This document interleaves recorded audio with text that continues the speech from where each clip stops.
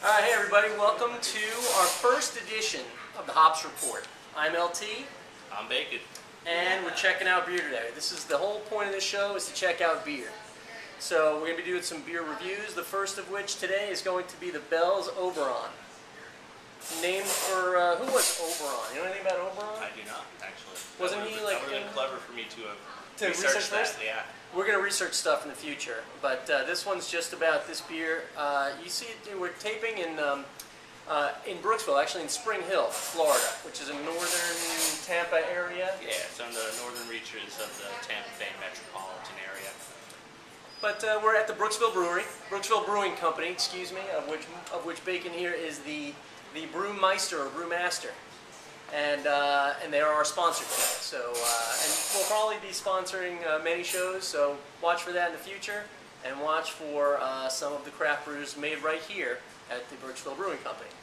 So, Oberon, Bell's Oberon, pretty well distributed here in the Tampa market. I imagine with Bell's, enjoys pretty good, decent distribution throughout the U.S. Bell's is within the top 10 of micro brewers in America right now. They did just invest a lot of money to almost increase their entire brewing capacity by over a third. So I expect to see them being even better distributed around America. But as things stand now, there's really no trouble finding Bell's at your better beer retailers.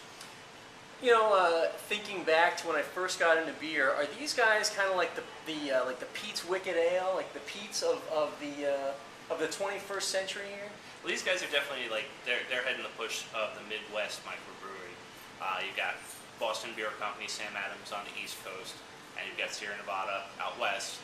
Bell's has pretty much filled the middle of America with really good solid beers, always fresh, always available, and a lot of different flavors. But they're not as experimental as say like Dogfish Head, but they're certainly not a bland brewery at all, and they're heavy on the seasonals.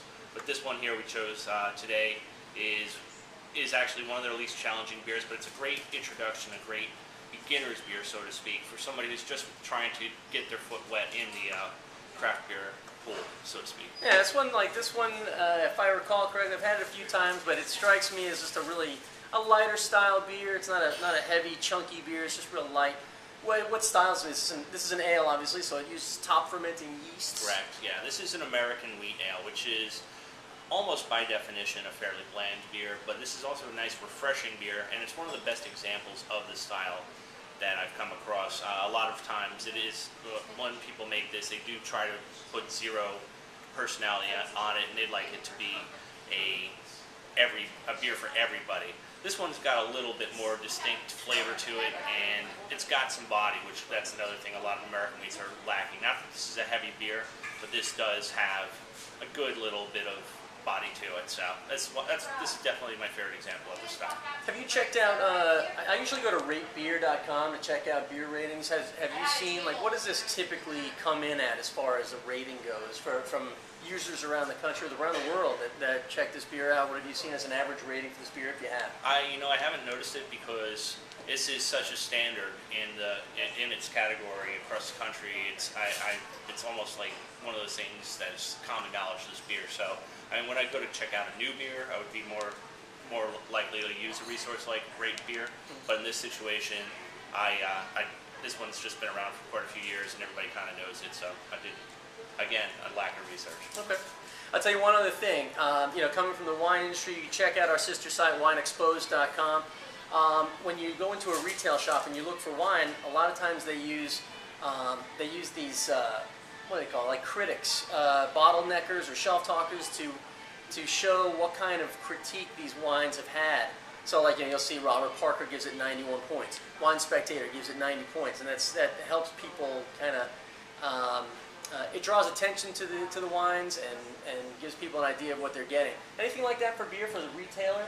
I haven't seen it for a lot of off-premise retailers, but good bars will have a description of every beer that they carry.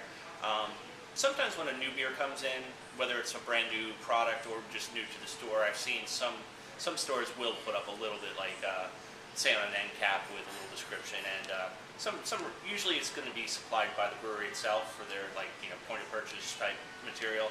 But that definitely helps, and definitely helps me feel more comfortable about putting my money on something that I've never tried before. So I think we might pioneer something here. We might be the first to like do beer ratings that people can use to help promote and sell beer. I think you're going to see something pioneering here on the Hops Report. we'll have to figure out a way to make it fit in the cooler, and that's not impossible. That's not impossible. You know what? It's harder things have been done.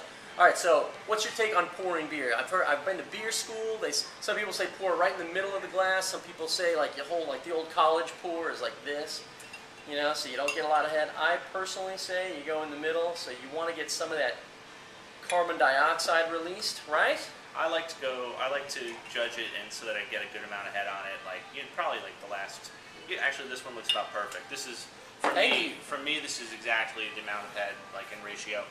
So you just kind of have to gauge it. Some beers, though, don't lend themselves to having as much of a head. That would be like some of the like a barley wine or some very heavy stouts. I tend to like to have not as much head, but like a Belgian strong gold nail is known for a big rocky head. So I try and pour that and make sure I get what I'm looking for out of it. But just control it. I mean, it's just a matter of feel. Okay. You know, yours is dissipating here, but mine's Still got yours sticking going on. around like a champ. All right. All right. Let's give this a try. So what am I looking at here? When I'm going to taste, I mean, admittedly, I am not nearly the beer man that you are. I enjoy a nice, cool, refreshing beer, and that might be a good dynamic here for the Hops Report. But you know, what am I looking for if I want to develop myself as a beer guy? How do I get started? What am I looking for here? Well, the way Beer Advocate does it is the first thing they do is they talk about decanting, which we covered it, and we're going to always try and aim for the right type of glassware. This is I think to be a very solid glass to put in this style of beer. It's opened up a little bit at the top, but it gives us still, you know, it's still perfect for sharing this size bottle. It's not too fancy, and you can get a really good look at it, and that is the next thing you're going to check out. Now, if you look at it, you can see a little bit of sediment in it, which is because I've got more sediment than you. I think it's probably because I poured you second. Did I pour you first? You poured me second, and you gave me a little rougher pour. That was very rude of me. I see a little sediment in here, which is okay because it's a wheat beer, which is traditionally not filtered, and we would like to have it in here in suspension instead of in a big clump at the bottom. Right. The next thing you do, and you know this is a wine guy, you're gonna give it a little swirl, kind of agitate it a little bit, and get your nose in there. Try it out, see what you think. Now this one I get a little bit of sourness, which is nice for me on a wheat ale, but it's not overbearing like as a German wheat ale would have a much more sour note to it. I'm gonna have to get a whole new list of descriptors for beer sampling, for nosing a beer. Well, this one's also made with pretty much a 50-50 mix of barley and wheat, which most beer is made with just barley. And that's what's going to give it a little lighter body overall than your average just blonde ale. And it gives a nice balance though, and it's still not very much hops on this one, which is, again, that's something that's going to be expected out of an American wheat ale, which tends to be, again, light, refreshing, not terribly challenging. But one of the reasons why I chose this one is I thought it would be a good way to get the series up and running. Yeah, definitely a good way to. Don't want to scare them off right away. Right. Good way to kick off the Hops Report. I'm getting this is flavorful. It's a little bit bitter on the mid palate to the finish. It's got a tiny bit of sweetness for it on the end too. A little tiny bit of sweetness on the finish, which I think is one of the things that sets this one aside from some of the blander ones that are out there, which are very dry in the end. That comes from the additional malt and wheat character in the profile there. The other ones we usually finish very dry, which is part of a wheat beer, but this one has the additional, you know, a little bit more to it, and that's what sets this one apart for me. All right. Well, I think we're getting close to the end of our time here on the Hops Report. I think we'll wrap it up for the day. We're going to hit another episode very shortly. So for the Hops Report, I am LT. And I'm Bacon. And good in ya.